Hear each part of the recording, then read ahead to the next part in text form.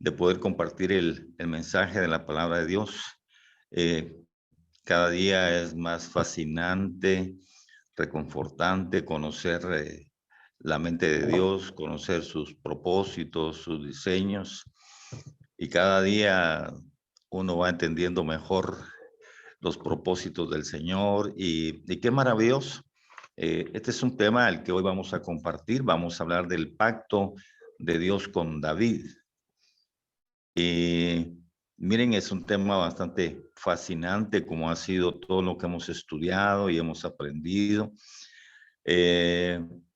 Yo en especial tengo una admiración muy grande por el rey David. Eh, Hoy y en este tema vamos a ver cómo nuevamente David vuelve a fallar. Imagínense, falló nuevamente, pero fue alguien muy especial. David fallaba frecuentemente, pero reconocía sus fallas, sus errores, y aparte de que corregía Dios la vida de David, vemos como él siempre aceptó, reconoció siempre el auxilio de Dios y sobre todo la dirección de Dios en la corrección de sus errores, y eso es algo maravilloso. Sobre todo la Biblia no lo sé. Y bueno, vamos a estudiar el capítulo 7 de Segunda de Samuel. Segunda de Samuel, capítulo 7. Fíjense que solo haciendo un pequeño paréntesis antes de entrar al tema del capítulo 7 y volviéndoles a enseñar y a decirles que David cometía errores y que en el capítulo 6 ustedes lo pueden leer. David trata de llevar el arca de Noé, perdón, el arca del pacto a Jerusalén. Y sucede que prepara una carreta nueva con bueyes, prepara todo el grupo de danza, de adoración, de músicos, y empieza a llevar el arca en una carreta de bueyes, y iniciando su alabanza, su adoración y sus cánticos. Dios detiene ¿cómo se llama? Esa marcha de ese grupo, y resulta que muere un personaje llamado Pérez Usa, y entonces David se arrepiente, movido el arca, y regresa. Obviamente no está acá, pero en el libro de Crónicas dice que fue a indagar David que por qué había sucedido esto, y entonces logró entender que el arca no tenía que ser llevada por animales, sino que tenía que ser llevada por los hombros de los sacerdotes levitas. Entonces vuelve a intentar, y ahí sí funcionó, y lleva el arca ahí. Por ejemplo, ese es un ejemplo de lo que les estaba diciendo. Como la ignorancia cometió un error muy grande, pero la misericordia de Dios lo lleva a corregir ese error. Va y entiende entonces que no era esa la voluntad de Dios, a pesar de que todo lo que estaba haciendo él, una danza, sacrificios, cantando, era bueno, pues el Señor paró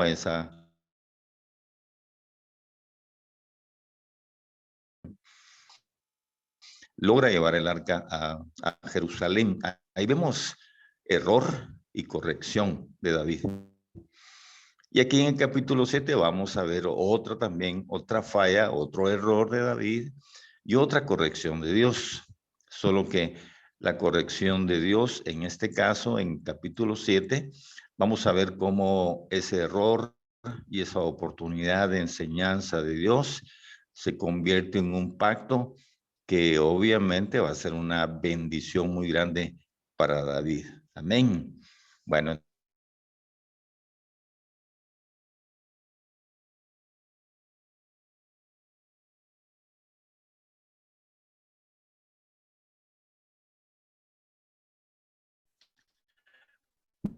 Aquí hay algo bien lindo porque empieza con el capítulo 7, versículo 1, empieza a ver uno cómo Dios ha estado actuando en la vida del rey David. Dice que el que le dio el reposo y la paz fue Dios.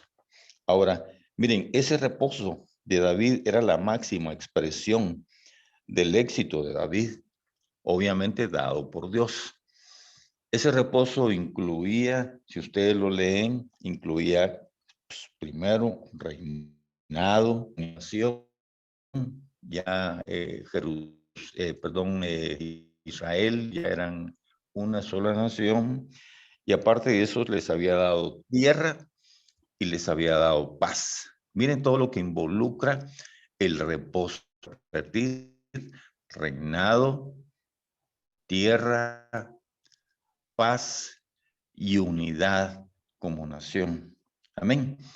Entonces David dice en el capítulo 7, versículo 2, al profeta Natán, mira, le dice, yo habito en una casa, Dios y su arca está entre cortinas. Entonces, para David era humillante que el arca de Dios estuviera en una cortina y que él estuviera viviendo ya en una casa de cedro. Entonces, el deseo de David era construir una mejor casa para el arca de Dios. Por eso le dijo a Natán, mira, yo quiero hacerle una casa a Dios. Miren, Dios le va a enseñar a través de esta lectura lo que es la soberanía de Dios a David. Y eso es lo importante porque esa es la lección y eso es lo que hoy el Señor nos trae para nosotros como cristianos. Y entonces, miren, cuando David quiso hacer una casa a Dios, David estaba demostrando que él ya era rey, que ya tenía muchas cosas. Entonces, para David, Dios necesitaba en este momento ahora de él, imagínense. Entonces, Dios primero no necesita de David. David creía que era humillante que el arca de Dios continuara en una tienda, pero Dios le demostró que estaba equivocada. Miren, pues, Dios le demostró a David que aunque su deseo fuese correcto, su actitud no era la actitud correcta. Miren qué precioso. No era Dios el que ahora necesitaba a David, sino que era David quien siempre necesitó y necesitaría de Dios. Amén.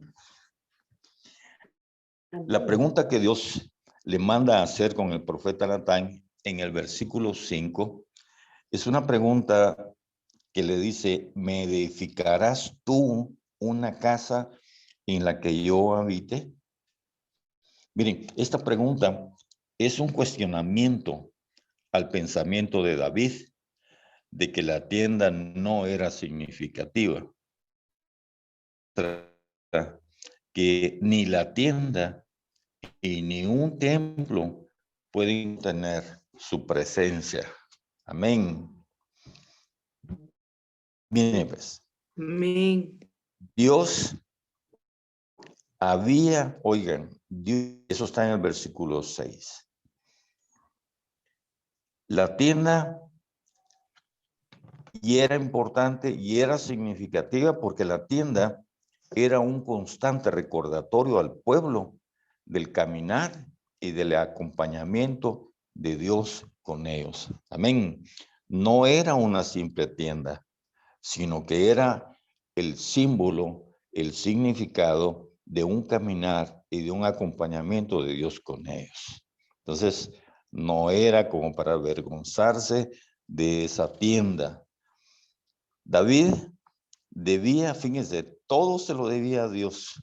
Y eso lo pueden encontrar ustedes en el mismo capítulo 7. Vemos que dice que Dios dio a David primero una lección de soberanía. Dios lo había escogido a David. Eso está en el versículo 8. Miren qué interesante, qué lindo. Le dice el profeta David, así ha dicho Jehová de los ejércitos, y yo te tomé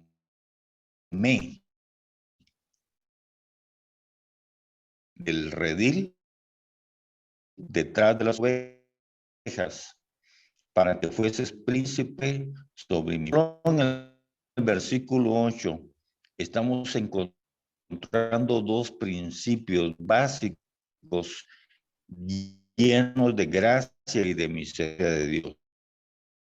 Está hablando, amén, de Dios sobre tu vida, y era a raíz de lo que yo estoy enseñando ahorita.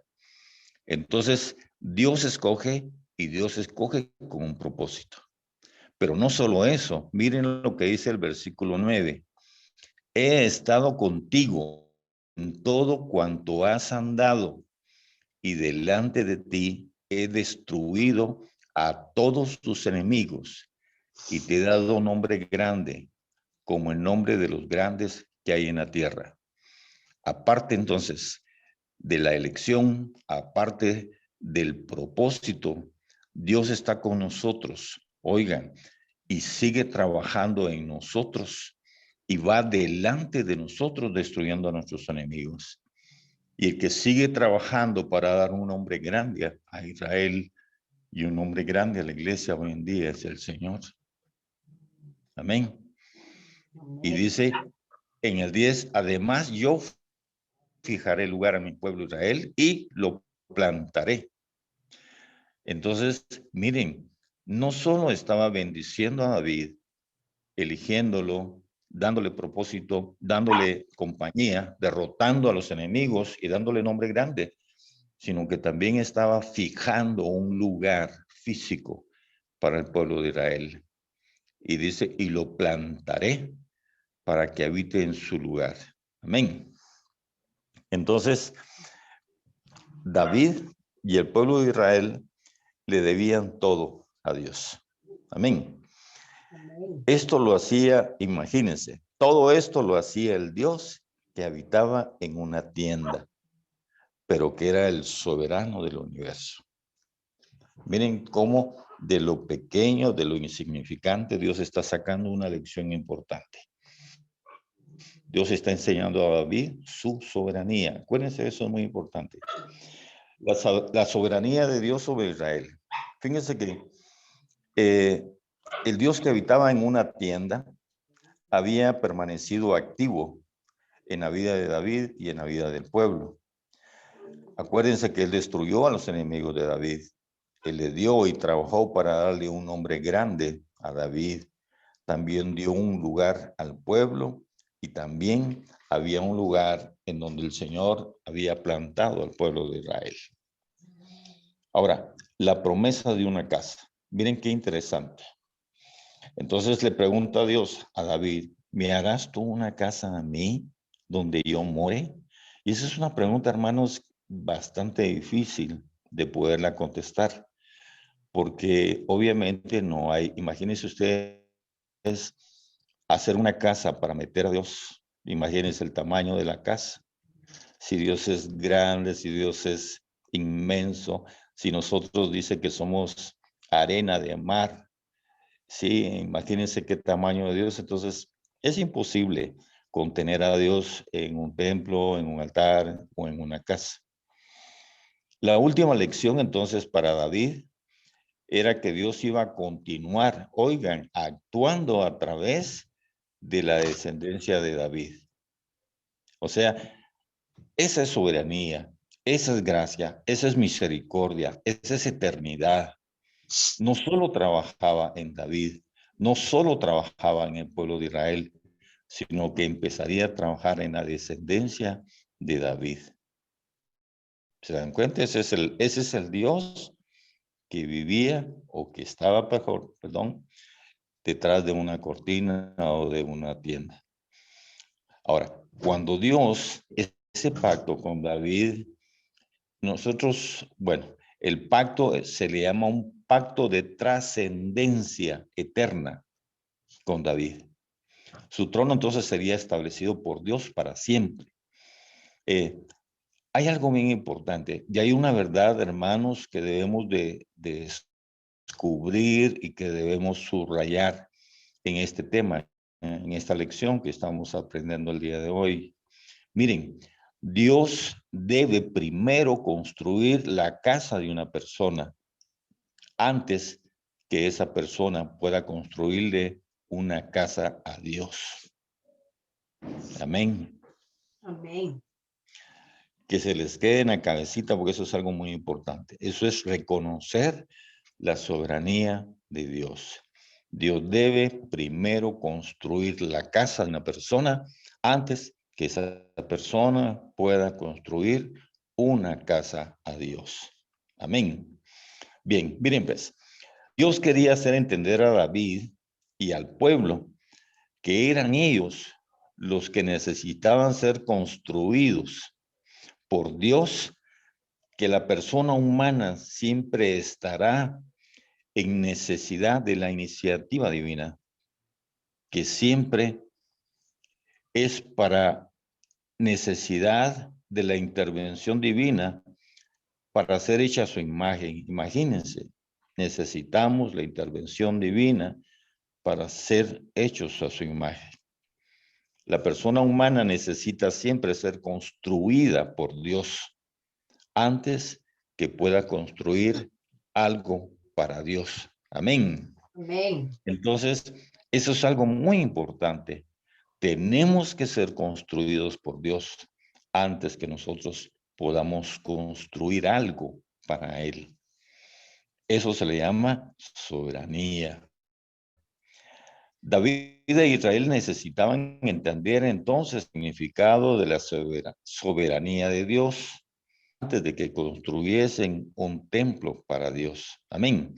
Dios trasciende cualquier templo que se le pueda construir. Ahora, Dios promete preservar entonces el reino de David. Eso está en el versículo 13, capítulo 7, versículo 13. La promesa de Dios es preservar y afirmar el reino de David por medio de un descendiente. En este caso, el elegido fue Salomón. Amén. Entonces, la promesa de Dios era preservar y afirmar el reino de David por medio de un descendiente que sería Salomón. Ahora, hay algo bien lindo en esa promesa y en este pacto, porque Dios incluye en el versículo 14, si ustedes lo leen, la promesa de la paternidad de Dios en ese pacto. Si ustedes lo leen, se van a dar cuenta que su relación con Salomón sería una relación, perdón, de padre a hijo. Amén. Versículo 14, si ustedes lo leen, dice, yo le seré a él padre y él me será a mí hijo. Y si él hiciere mal, yo le castigaré con vara de hombres y con azotes de hijos de hombre. Amén. Entonces, Dios tiene establecido en la paternidad, eso es muy importante, dos cosas básicas en la paternidad de Dios. Una es el amor y dos, la autoridad. Dios se comprometía a corregir a su hijo y en este caso sería Salomón. Amén. Estamos repitiendo, la paternidad de Dios se establece en dos principios. Uno, el amor y dos, la autoridad. Dios entonces no iba a ser indiferente a los pecados de su hijo, sino que iba a haber corrección de parte de Dios. Miren qué lindo. Pero miren la promesa que Dios hace en esa relación de paternidad. Si ustedes lo tienen ahí, dice en el versículo 15, pero mi misericordia no se apartará de él como la aparté de Saúl, al cual quité delante de ti. Amén. Entonces, su disciplina, oigan, sería acompañada de misericordia. Amén. Entonces, la paternidad de Dios siempre iba a corregir al Hijo en una actitud de amor, de autoridad y de misericordia. La promesa de un reino eterno que le ofrece a David, aun cuando Jerusalén, le estaba diciendo Dios, fuese destruida y el pueblo fuera llevado cautivo, como así fue, y se acabase la monarquía de David. Oigan, a pesar de la derrota y de la cautividad del pueblo de Israel, Dios continuaría reinando sobre su pueblo y en su tiempo culminaría su reinado a través del Mesías, estableciendo un reino que no tendría fin. Amén. Entonces, cuando Dios establece en David un pacto, dijimos que era un pacto de trascendencia eterna, era porque Dios tenía visualizado cumplir, fíjense, ese pacto, porque ahí se cumple en la venida de Jesús, en el Mesías.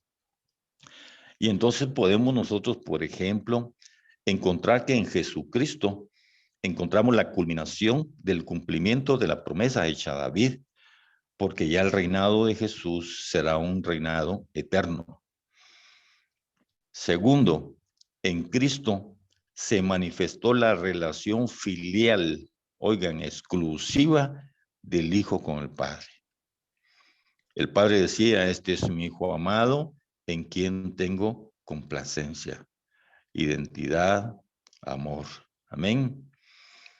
En Cristo se inauguró el eterno reinado de Dios basado en el sacrificio en la cruz.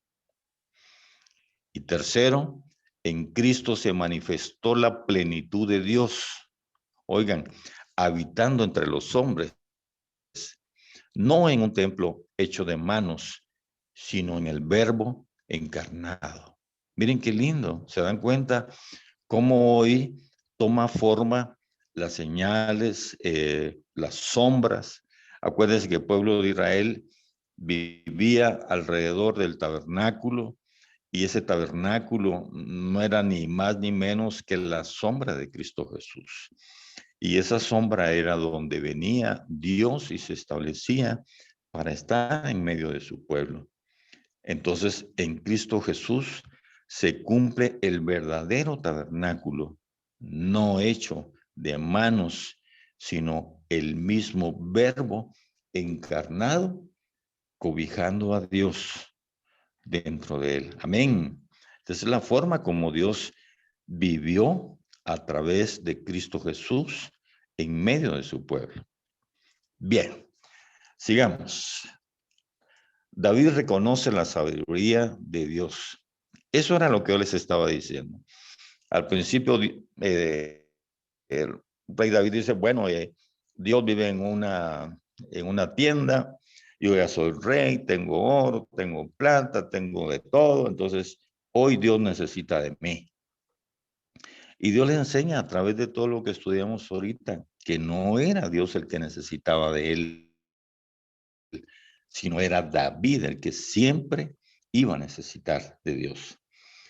Cuando vamos al versículo 18, vemos cómo David reconoce la sabiduría, la soberanía de Dios. Miren, esto es una actitud de humillación, es una actitud muy linda que yo quiero compartirlos con ustedes. Si lo tienen ahí, lo pueden leer, para que estas palabras las hagan suyas. Dice, ¿quién soy yo y quién es mi casa para que me hayas traído hasta aquí?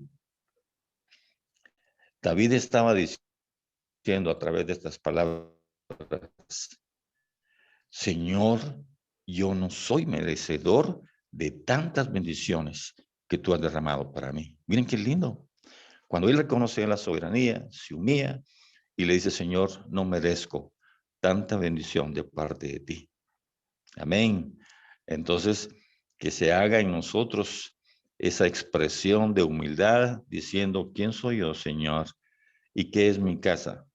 para que me hayas traído hasta acá. David reconoce en el versículo 20 el conocimiento absoluto de Dios. Si ustedes lo leen, 7:20 dice, ¿y qué más puede añadir David hablando contigo?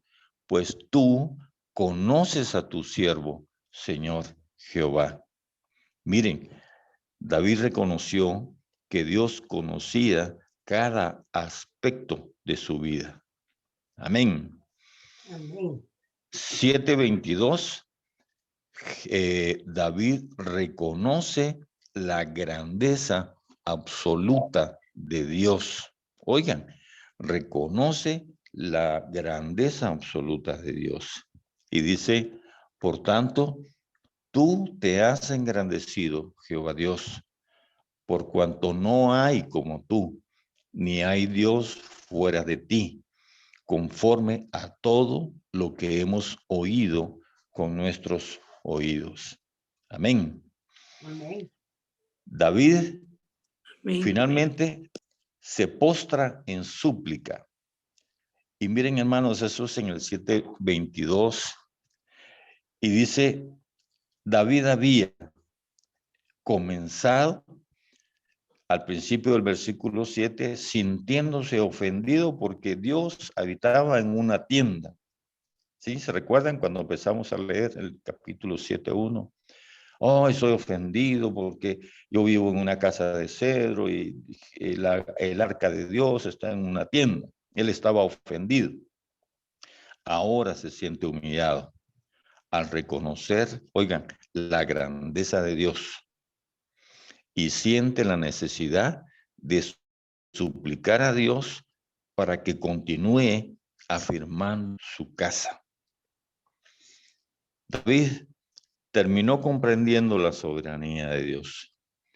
Y si ustedes quieren estudiar y leer el testimonio de todo lo que comprendió de la soberanía de Dios, sería bueno que leyeran el Salmo 103, que ese es el testimonio que escribió David para reconocer, ¿sí? Y enseñar acerca de la soberanía de Dios.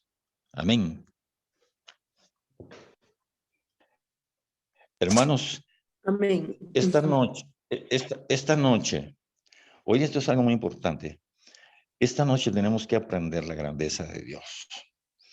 Tenemos que aprender que como David muchas veces cometemos muchos errores. Amén.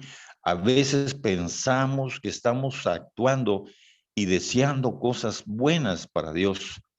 Sin embargo, nuestras actitudes son malas. Este fue el caso de David. Dios le demostró a David la soberanía de Dios. Dios le demostró a David que David, oiga, toda la vida, él, y no solo él, sino que sus descendientes, su linaje, sus generaciones, iban a seguir, o sea, iban a ser construidas por Dios. Amén. Entonces, debemos reconocer esa grandeza de Dios. Debemos de reconocer que siempre la soberanía de Dios, tenemos que asumir las actitudes que David asumió. Humillémonos delante de Dios y digámosle, Señor, ¿y qué es mi familia para que me hayas traído hasta acá? Estaríamos diciendo, como David dijo, Señor, no merecemos tanta bendición. Y aún más, Señor, tú conoces todo de mí. Aún más, tu grandeza. Por eso hoy caigo rendido delante de ti y solo ruego que cumplas el pacto y las promesas sobre mi familia para que ésta sea estable y sea afirmada conforme a lo que tú has dicho. Miren qué precioso. No se alegran ustedes, hermanos. Yo estoy gozoso, yo estoy feliz de saber que Dios está trabajando no solo en mi vida, sino está trabajando en mi familia, en mis generaciones que van a venir, está trabajando. Yo sé que el Señor ha hecho todo. Yo sé hoy que yo camino y que Él va delante de mí derrotando a mis enemigos. Hoy sé que es el Señor quien está construyendo mi casa, mi vida, mi hogar, mi vida espiritual, y que yo nunca voy a poder hacer algo por Dios.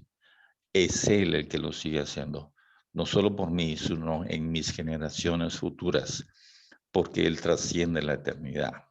Amén.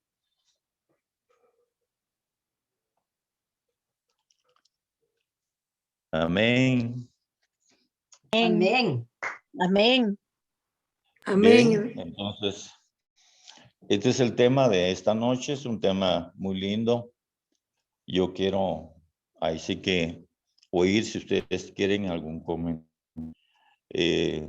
si ustedes quieren, pues aumentar el conocimiento de este tema, quiero escuchar sus opiniones, quiero saber qué hizo el mensaje en el corazón de ustedes esta noche.